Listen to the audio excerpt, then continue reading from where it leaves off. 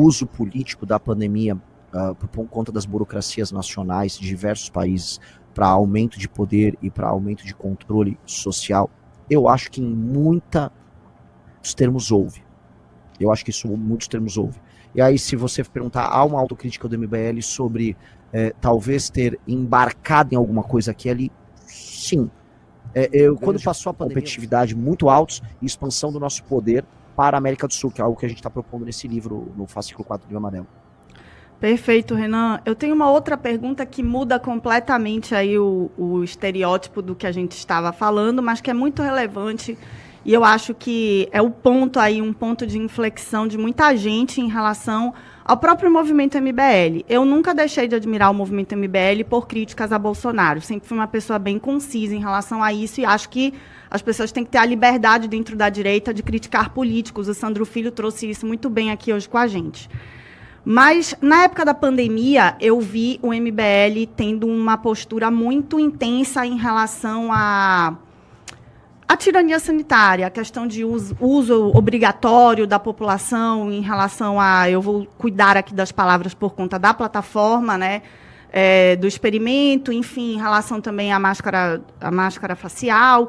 Eu queria saber se isso foi uma postura que vocês de fato acreditam, né, que isso, numa próxima pandemia, agiriam de fato desta mesma forma, aplicando essa imposição à população, ou foi aquele momento ali onde a gente viu muita gente ficar realmente um pouco transtornado com a questão toda que estávamos vivendo, que era realmente peculiar no mundo, e eu queria entender qual que seria a postura do MBL, ou melhor, do seu governo, como presidente da República, em relação a este tema em específico. Olha, essa é uma das perguntas mais complexas, porque quando a gente fala de pandemia, eu tenho até que ser cuidadoso, eu já tenho entendido o ponto, assim, certas palavras que eu sei que o YouTube é meio inimigo de... Então vamos tentar falar meio cifrado aqui, mas tentar ser preciso. Foi um evento muito novo, aquele período da pandemia, e foi uma coisa tanto quanto assustadora para muitas pessoas. Hoje a gente pode falar que houve um uso político da pandemia por conta das burocracias nacionais de diversos países para aumento de poder e para aumento de controle social. Eu acho que em muitos termos houve. Eu acho que isso em muitos termos houve. E aí, se você perguntar, há uma autocrítica do MBL sobre talvez ter embarcado em alguma coisa aqui ali? Sim.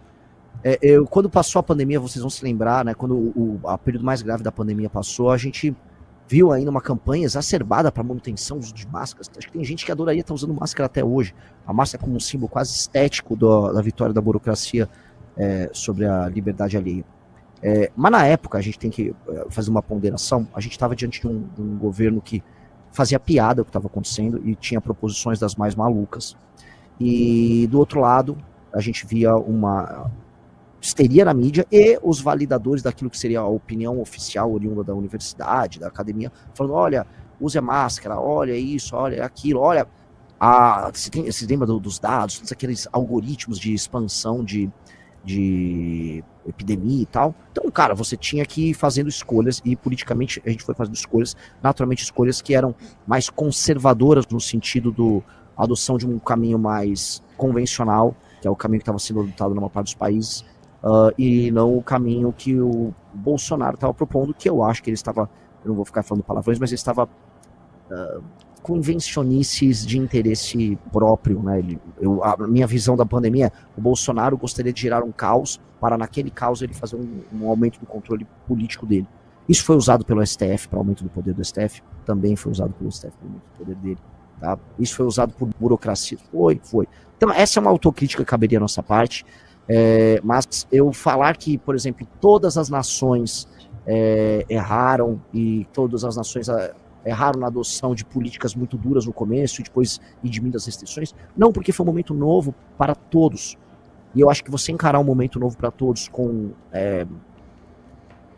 adotando aquilo que é convencional e buscando a proteção, né? Vamos para casa, desde a gripe espanhola, que foi uma grande epidemia que pegou as principais nações do Ocidente, no começo do século XX, as orientações de retornar para casa, elas foram comuns. Então isso virou um comportamento humano inato desde que as pessoas começaram a entender como funciona virologia, epidemiologia. Disso a as coisas se transformarem num bancos centrais emitindo dinheiro, o mercado financeiro ganhando, aumento da concentração, tem uma distância. Não significa que você se é a favor, por exemplo, de restrições, especialmente inicial já de algo novo, significa que você quer endossar aquilo. Eu acho que medir isso só depois de uma experiência. Então, uma experiência que a gente pode falar que acertamos em muitos pontos e erramos em muitos outros.